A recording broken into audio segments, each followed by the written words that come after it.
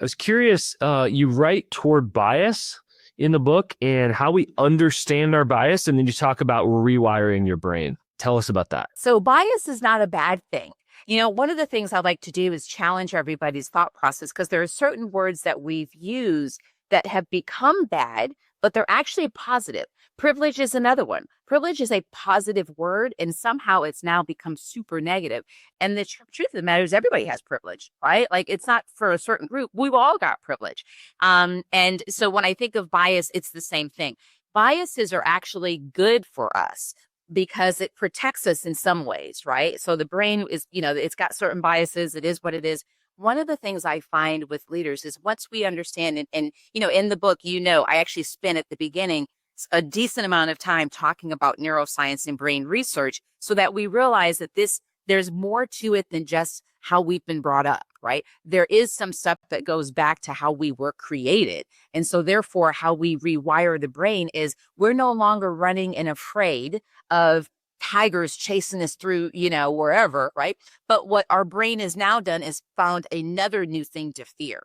And that could be rejection. Cancel culture or whatever. Exactly, right? So it's adapting to its environment. And so when you understand that, it takes a burden off of you because now you're like, okay, it's just adapting.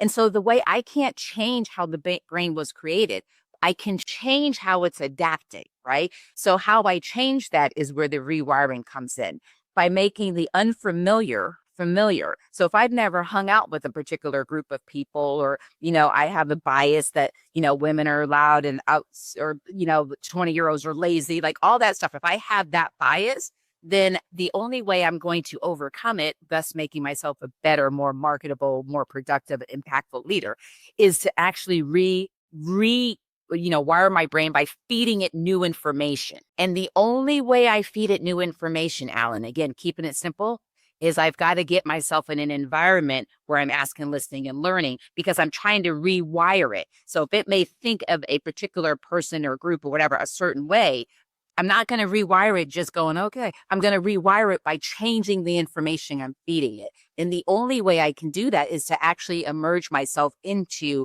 that environment that gives me information to rewire it. Right? Does that make sense? Yeah, absolutely. Again, without curiosity, without asking questions, how do you do that? How do you get new information? And I don't think reading a book at a distance is enough.